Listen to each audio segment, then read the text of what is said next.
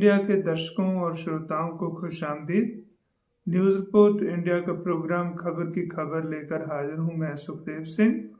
आज के इस प्रोग्राम में हम चर्चा करेंगे विकसित भारत शिक्षा अधिष्ठान बिल और जो सिडनी में ज्यूस के एक इकट्ठ के ऊपर फायरिंग हुई है उसके बारे में, और जो टर्की में खेतों में गड्ढे आ गए हैं और उसका पंजाब से नाता, और फिर बात करेंगे हम जो अभी पंचायत और जिला परिषद जो है उनकी इलेक्शन के बारे में।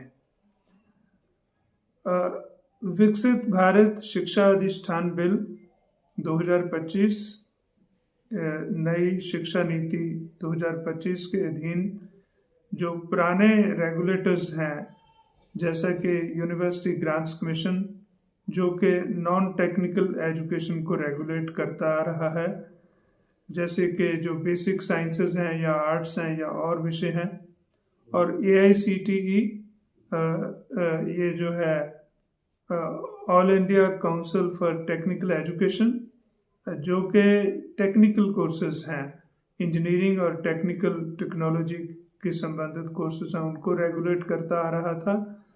और फिर उसके बाद NCTE national council for teacher education. तो ये तीनों जो अलग अलग संगठन थे, ये तीनों अलग अलग एरियाज के जो विषय हैं उनके संबंध में जितने एजुकेशनल हायर एजुकेशन के इंस्टीट्यूशंस थे उनको रेगुलेट कर रहा था। तो इन सभी को ख़त्म करके इनकी जगह एक ही रेगुलेटर जो है वो स्थापित करने के लिए ये बिल है। और ये जो एक ही ऐसा होगा संगठन जो सभी विषयों के कॉलेजेस और यूनिवर्सिटीज़ को रेगुलेट करेगा। तो इसका ऑब्जेक्टिव मेनली है टू सिंप्लीफाई, क्योंकि पहले जो होता है वो अलग अलग जो संगठन थे उनके अलग अलग रूल्स होते थे, अलग अलग दफ्तर ऑफिस होते थे और अलग अलग जो हैं वो एक तरह से सभी का अलग अलग था। तो ये सभी को एक ही रूफ के नीचे एक ही सेट ऑफ रूल्स के अधीन जो है सभी हायर एजुकेशनल इंस्टीट्यूशंस को रेगुलेट करने की प्रपोजल है। इसमें कहा तो ये भी जा रहा है कि ये जो एजुकेशनल इंस्टीट्यूशंस की मैनेजमेंट है और विद्यार्थी दोनों को फ़ायदा इसका होगा, परंतु इसमें जो लग रहा है वो ज़्यादा फ़ायदा जो है मैनेजमेंट को है, क्योंकि हम अभी प्राइवेटाइजेशन की तरफ बढ़ रहे हैं और प्राइवेट जो मैनेजमेंट्स हैं उनकी एक तरह से सहूलत के लिए ये है एक ही जो है बोर्ड, एक ही जो है कमीशन या एक ही संगठन जो है वो स्थापित करने की इसके लिए प्रपोजल है।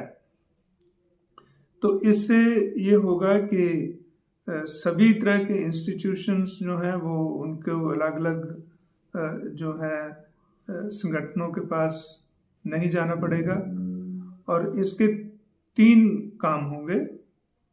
एक एक्रेडिटेशन, एक रूल्स को सेटअप करना और एक इंश्योर करना कि वो जो रूल्स हैं वो अप्लाई हो जाएं। हालांकि जो न्यू एजुकेशन पॉलिसी है उसमें फंडिंग भी था, परंतु फंडिंग जो है वो इस संगठन के पास नहीं होगी।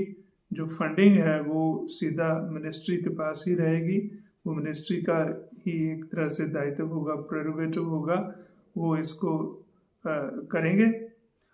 और ये जो एक संगठन है इसमें कई चीज़ें जो हैं वो पहले से सख्त भी की गई है, जैसा कि अगर कोई वायलेशन होगा, कोई भी इंस्टीट्यूशन कोई रूल्स को वायलेट करेगा तो उसको 30 लाख तक फाइन है, और अगर रेगुलर फिर कंटिन्यूसली वायलेशंस होगी तो वो 75 लाख तक जो है फाइन हो सकता है।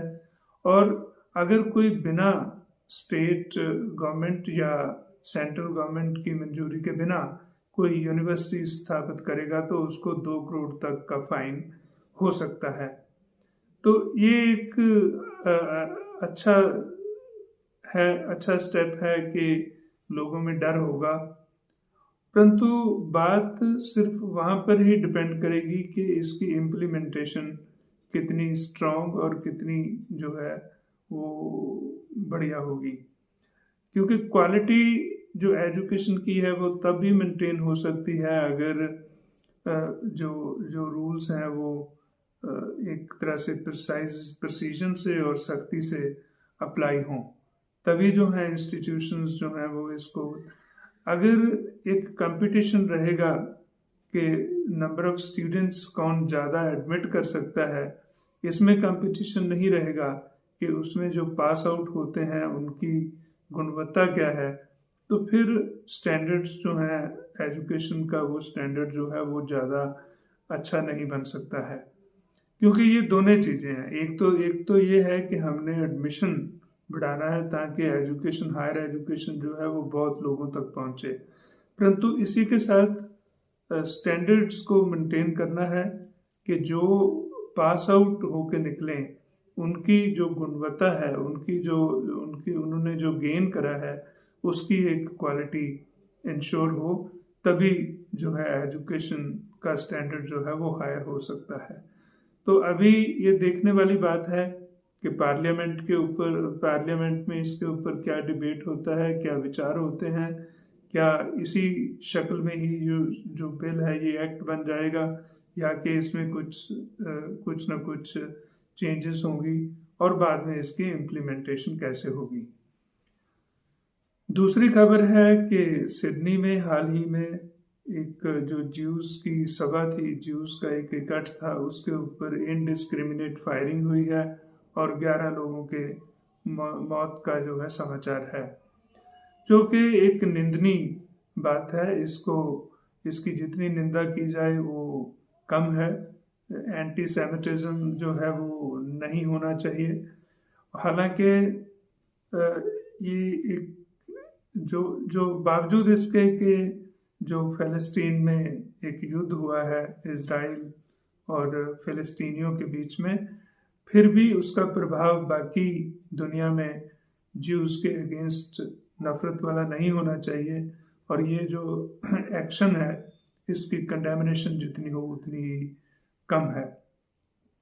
परंतु इसी के साथ अब अगर देखा जाए तो एक खबर ये भी है कि जो इज़राइल के प्राइम मिनिस्टर नेतन्याहू हैं, उन्होंने एक तरह से वार्निंग दी है जो ऑस्ट्रेलिया के प्रेसिडेंट हैं उनको, परंतु उनकी वार्निंग कोई बनती नहीं है, क्योंकि वो खुद तो युद्ध में रहे हैं और उन्होंने युद्ध में जिस ढंग से फ़लस्तीनियों को मारा है या वहाँ पर जैसे अत्याचार किए हैं, जो उनकी जो एड को भी कंट्रोल करके, और तो उनका तो कोई इसमें में, परंतु फिर भी ये जो फायरिंग है ये कंडेमनेबल है, ये सरासर गलत है, और ज्यूज़ के खिलाफ दुनिया में नफ़रत इस ढंग से नहीं फैलनी चाहिए कि एक जो ज्यू डोमिनेटेड कंट्री इज़राइल है उसका फ़लस्तीन में युद्ध हुआ। तो इसी के साथ हम एक तीसरी खबर जो है वो है जो टर्की है। टर्की में जो खेत हैं, ज़मीन है, उसमें बहुत बड़े बड़े गड्ढे बन गए हैं, और वो गड्ढे इसलिए बताया जा रहा है बन गए हैं क्योंकि वहाँ पर जो है जो ग्राउंड वाटर है उसका बहुत ज़्यादा एक्सेस यूज़ हुआ है, उसको निकाला गया है, और जो उसके कारण जो है वो नीचे ज़मीन जो है वो धंस गई है। जो ऊपरली क्रस्ट है, ऊपरली जो तय है ज़मीन की पेपड़ी है, वो नीचे दब गई है क्योंकि नीचे से पानी जो है वो निकाल लिया गया है। वैसे हम देखते हैं कि ग्राउंड जो है ऊपर से तो ऐसा लग रहा है कि मड है, परंतु इसके नीचे बहुत सारी जो है इसकी तहें हैं, बहुत सारी हैं, इसके लेवल्स हैं, लेयर्स हैं। उसमें जो है हम निकाल रहे हैं पानी, इतना एक्सेस निकाल रहे हैं, और बाकी जो है मेटल्स, ऑयल्स और कितना कुछ निकाल रहे हैं। तो वो डेफिनेट है कि उस हिसाब से वो नीचे जाएगा। तो एक कारण जो ये गड्ढे बनने का है वो ग्राउंड वाटर का नीचे चला जाना है, क्योंकि वहाँ पर गेहूं की फसल बहुत ज़्यादा होती है। ये गेहूं का बहुत ज़्यादा दुनिया में प्रोड्यूस करने वाला कंट्री है।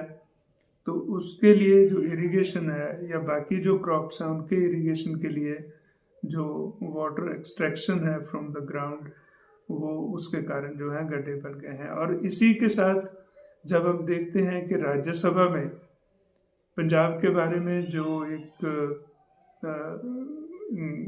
जो ग्राउंड वाटर बोर्ड है उसकी रिपोर्ट के मुताबिक इंडिया में पंजाब बाकी सब स्टेट्स से ज़्यादा जो है पानी ग्राउंड वाटर का यूज़ कर रहा है। तो जो वाटर का ये तकरीबन जितना उसको करना चाहिए उससे 1.5 गुना से भी ज़्यादा पानी पंजाब में जो है वो एक्सट्रैक्शन हो रही है ग्राउंड वाटर की।